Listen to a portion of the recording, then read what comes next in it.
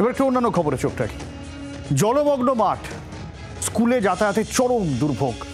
জলপাইগুড়ির বালাপাড়ায় ছবি দেখাবো আপনাদের। দাবি পূরণ হয়নি, সেই কারণে অভিভাবকদের তালা। তৃণমূল নেতা আবার সেই তালা খুলতে গেলে ধস্তাধস্তি হয়, ঘটনাস্থলে পুলিশ যেতে হয়। স্কুলে তালা দিয়ে দেয় অভিভাবকরা। কেন জলমগ্ন মাঠ এই অবস্থায় থাকবে?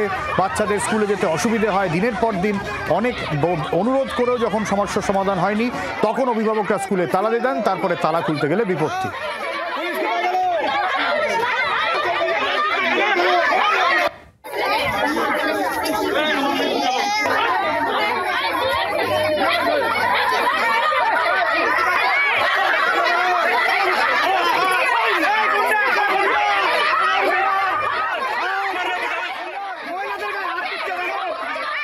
ঠিক কি ঘটনা আরো জানাবে প্রদ্যুৎ দাস, রয়েছেন আমাদের সঙ্গে। প্রদ্যুৎ, দেখো জলপাইগুড়ি বালাপাড়া জলমগ্ন মাঠ, স্কুলের মাঠ পুরো এই যে একটানা বৃষ্টি, আর এই বৃষ্টির ফলে স্কুলের মাঠ জলে জলাকার। সে কারণে স্কুলের পড়ুয়ারা কিন্তু স্কুলে যেতে পারছে না।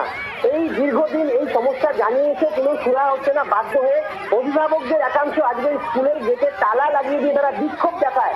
দীর্ঘক্ষণ স্কুল বন্ধ করে রাখে, পঠন পাঠন দেখাতে হচ্ছে একদিকে, অপরদিকে তারা চাচ্ছে পঠন পাঠন ভালো করে করার জন্য, দীর্ঘস্থায়ী হোক, ঠিকঠাক হোক, তার জন্য জলের সমস্যা যেন মিটে যায়। কিন্তু এই কারণে আজ তারা অভিভাবকদের এখন তালা লাগিয়ে দেয়। সেই মহিলারা যখন সেই বিক্ষোভ দেখায়, সেখানে কিন্তু তৃণমূলের একাংশ সেখানে তাই মহিলাদের উপরে বাধাপ্রাপ্ত দেওয়া হয়, বাধা দেওয়া হয়, তাদেরকে এই তালা খুলে দেওয়ার জন্য তারা ক্ষোভ জানায়। কিন্তু এই সমস্যা সমাধানে কিন্তু এলাকার বাসিন্দারাই রয়েছে, বেশিরভাগ বাসিন্দা সেখানে গেছে, তাদের স্কুল পড়ুয়ারা যেন ঠিক মতন স্কুলে যেতে পারে। কিন্তু তৃণমূলের কিছু মানুষজন, কিছু নেতা কর্মীরা, স্থানীয়রা তারা গিয়ে মহিলাদের উপর গায়ে হাত দিয়েছে, এমনটাই অভিযোগ তুলেছে স্থানীয় মহিলা এবং বিজেপি পঞ্চায়েত সদস্য।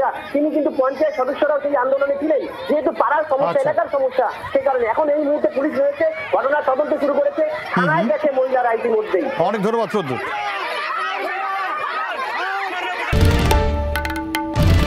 বাংলার আওয়াজ, বাঙালির আবেগ, জি 24 ঘন্টা।